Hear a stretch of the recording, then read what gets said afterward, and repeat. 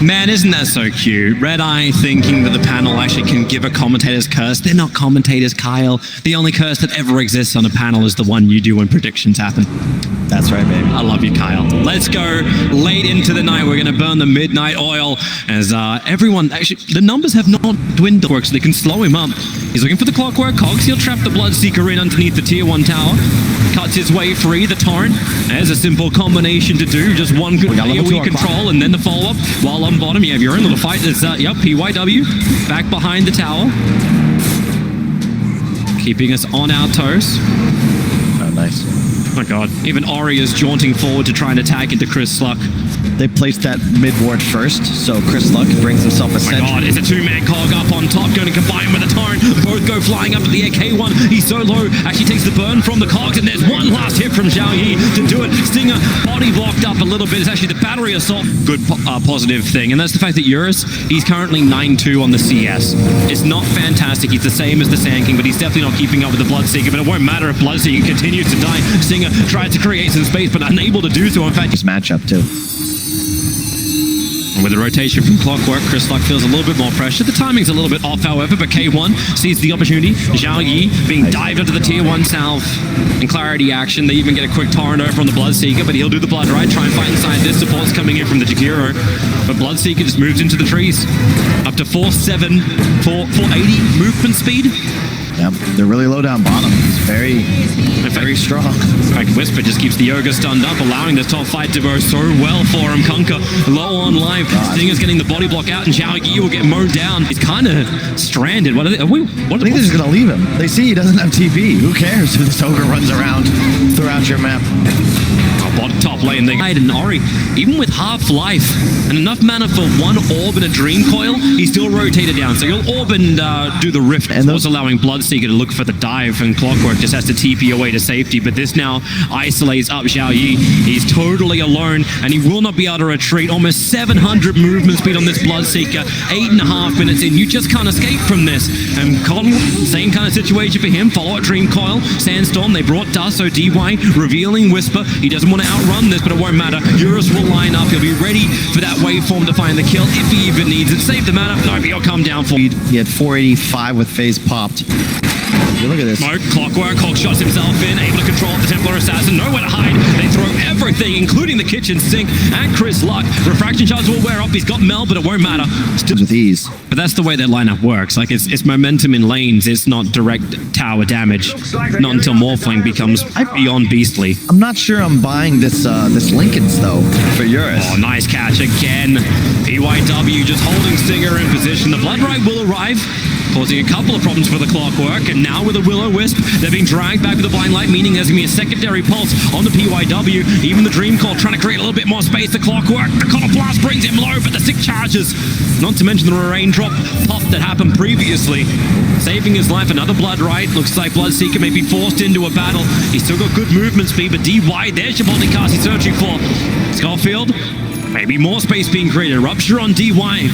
That's a lot of fat to bleed. And Jakiro will try and do something about him as the Puck Ops fall, but Templar Assassin now joins this fight as well. Ogre is being sold up by Jakiro. The TPL will be successful. The boat will fall down. Kunkka cannot... How many times have we seen this squad get their core items up and just start running around the map? A Lincoln's on Eurus, a Valen to blink on the Puck. Nobody's going to be able to make moves for some time. Keeping the silence over on the Sand King.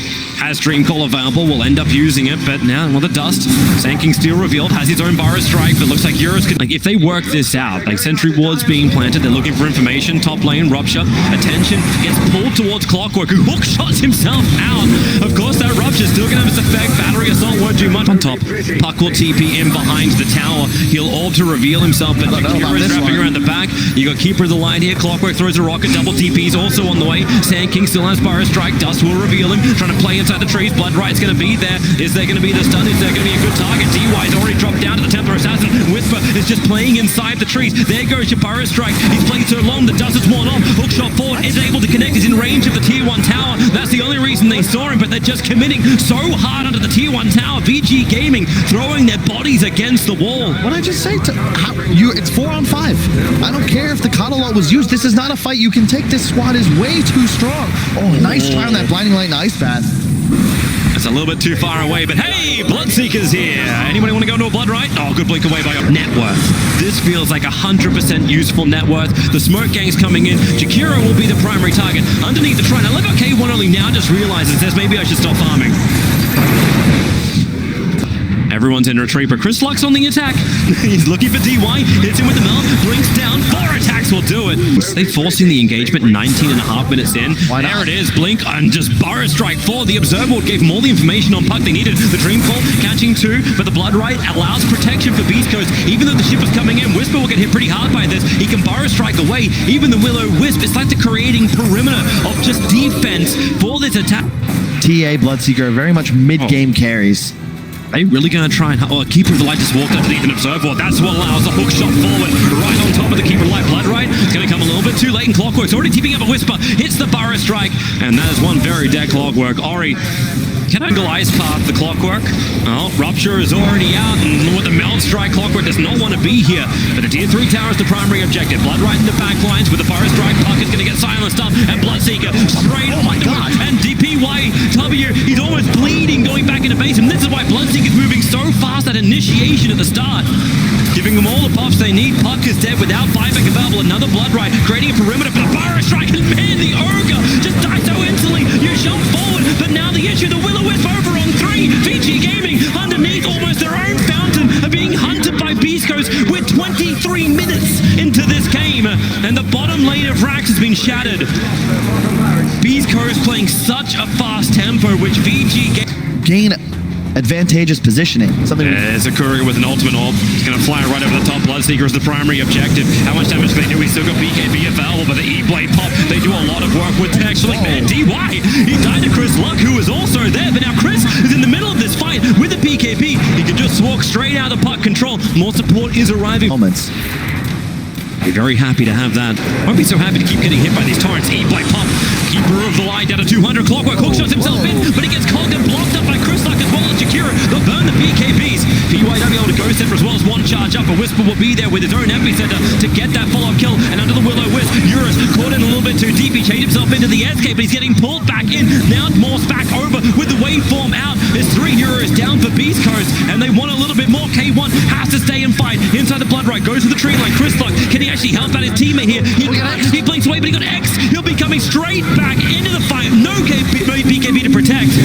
And he's hiding inside the meld. The Colts just push him around. And VG Gaming wipe Beastcoast in the mid lane. But most important, the VG supports make themselves the targets. You'll see PYW just go in. He's trying to finish off the Coddle. He'll end up dying here, but he's got buyback. So he trades his life for BKB, for Epicenter. This is so worth for him as Bloodseeker. He ruptures the Ogre and just chases him, who then stands still. It's just baiting out this BKB. All of a sudden now you're caught in no man's land. You've got absolutely no spell immunity. You're dead. Backlines have already been absolutely destroyed by Eurus.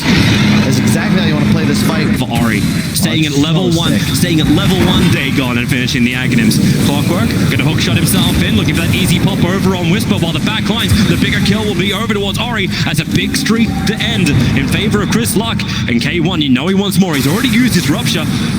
Eurus waiting in the tree lines for his own stun. Chris Luck trying to hide Invis, but he's unworked rocket, scouts out Whisper on the retreat. He'll sandstorm quickly, but if he hits the right line into the trees, the ping is almost right. Just go for the bounty rune, and you've got him. Looking for the money. And getting his hand caught in the cookie jar. Let's grab the bounty. They get both bounties, actually, but this could be a tough fight. They're going for more, but into the TA trap. Hex right on top of DY, and they're going to push them up with a blinding line. DY will fall. Eurus at least wave himself out of the life, but he's actually clipped himself. That's good. Well, Mono will break. There's a Manta style available as well as an E-Blade. Clockwork wants to help out. He's coming as fast as he possibly can. And Morphling still up on the hillside. They'll drop another TA trap, giving him that information. Waveform down, but they stick with him, looking for the Burrow Strike. It breaks the Linkosphere. PYW, no, the Ice Path. He'll end up catching both of them. Eurus is dropping. He'll E-Blade pop himself. They can't do any damage into him. The Dream Caller down, the Burrow Strike into the trees, but he's going to go. Morphling down for the count. But you know Beats harass damage and baiting out these spells. Get these BKBs used. You don't want to just take an immediate 5-on-5 like this. How quickly can Eurus go down? The Ice Path will hold him there. The Will-O-Wisp holding 3 PL players as well. He waveforms out of range, but the Clockwork still trapped inside of his own cogs, being pulled back in by the Will-O-Wisp. He's starting his own TP. The Ice Path will end up canceling that one. In the backlines, Keeper of the Light was picked off. Puck was looking for it. He's hiding in the trees. But Bloodseeker, you know what he wants. That's going to be applied. And now, where's your target? DY reveals himself. The Rupture's out. Fire Strike as well. The Ice Path is pretty decent. And maybe with the Will-O-Wisp being pulled into Eurus, he actually has to go in for that BKB. The Ogre ball back. Ori so low in life. Chris Luck looking for the side blade hit. Unable to claim it. PYW, that's the target K1's at least going to go for. But who's your better one? Kunkka, now stranded without his immunity. They just open up in the BKBs. Beastcoast waited so long to use them. And now they let him rip. Looking for a new target. Into the blast you come. Combining with the Ice Blast, everything will hold in place. VG Gaming, who have to commit another buyback. This one on the Clockwork. Puck. Coddle, man, this is game winning if you're able to pick it up. This Roche may just dictate who wins this first game. Oh, there's a jump in. Keeper of the Light being initiated on Puck. The Linkosphere's already been broken. Skullfell, he's able to hide in the tree. And now he gets a 4-man hit with the Blinding Light, pushes them out of the Ice Path. It won't stop K1 from moving in, trying to look for his own fight. Hookshot forward. They really want this Keeper of the Light down, and he will be without buyback available. But the Puck loses his life. Here comes your SK. Fire Strike the backline, keeping Zhao Yi controlled up and stunned. With the Ice Path from Stinger doing even more work, giving Chris Luck his space to do the damage. But who's it going to go into? The focus still over on the Kunkka, but Chris Luck being pushed back by Eurus with the E-Blade pop, and then the Fire Strike forward gets its own double stun. And maybe they have enough. Yes, they do. The Templar Assassin will end up falling. Waveform charges. They move from one target to the other, but K1, he's buffed up beyond belief. He is lifting, but he's also getting lifted. Down he will go. The Bloodseeker has no buyback up for the TA. The Melt Bash, it connected to Eurus, but Eurus, a triple kill. His E-Blade pop, and then, gets him more life back. More, that's bounce. Shot behind. W thinking he can get Chris Luck. The earn charge is problematic. Stinger should be able to finish the job. The TA traps there in case he runs north, but he runs south and then begins the TP. No stun. This fight was 4-on-4, core first support, but as you can see, UIW with the Ghost Scepter. Coming back live, the initiation started on the SK. We look towards Roshan and Whisper. Man. This Roche gonna die real fast with a Morph in the pit. And there's little they can do to stop it. No SK, no Bloodseeker, no real strength to fight from Beastcoast. All they can do is keep that side lane pushed out and keep the creep waves away from their base. Very intuitive play as well. Eurus is not just going to get the Aegis, he'll also finish his Butterfly. If you look at the Beastcoast heroes, none of them itemized for an MKB. They're going greedy. Daedalus on the tier. Our orbs start getting planted down. They know they're going to lose this tier 3 tower. The Blood Right combining with the Blast won't help a lot. They even fortify to keep the catapults alive. VG Gaming, they want to enter, and they want to enter now. With Crimson Guard to protect, their real creep wave will arrive. Blinding Light making it difficult. The hookshot will be a little bit of a stray, and he also ruptured us. Move out the Blood Right, so there's no silence. He can still play with the cogs, and Eurus will babysit him. More Blinding Light, giving that level of protection. Missed chances galore. The Ice Path and the Macropire Stinger cutting this VG Gaming lineup in half, getting hit pretty damn hard. Eurus going to waveform himself up. He's actually morphing up, so he's ready for the hit onto the Shakira. They're trying to protect him. Another Blood Right going down. Another quick silence, but the ship will end up hitting onto Stinger. Buyback to Valve, but K1's into the back lines. Looking towards PYW, and now you've got a little bit of trouble. The Will-O-Wisp is down. DY, he's not inside of that, but they want the other target. It's K1 looking for his own fight, but maybe Eurus thinks he's got one of his own. Turns around, the Keeper of the Light dropping down low. Templar Assassin, he's back in pace. He needs to come and get back into this fight. He did get out the epicenter of got the Ice Path, holds him in position. Stinger doing the work. Now Norway can actually finish the TP back in again. He cannot return towards the fight, leaving now stranded. Poor Kunkka to die. You know who's joining him? Morphling, that's number 1. Now we go for number 2. The gem is dropped. Morphling, Lincoln to a break. Whisper up on the hill. 4-star actually just pushing it back up again. Burrow Strike's available, but they're waiting for the range of the Ice Path. There it goes. goes. Or in this puck, and again, the refresher squandered as well. The entire Aegis advantage was taken away by Beastcoast in that fight. Now they're going to threaten the high ground. They're trying to force a buyback on Paparazzi here. Hell yeah, they are. If they can get that Morphling to have a long death timer, that gives them opportunity for the next fight.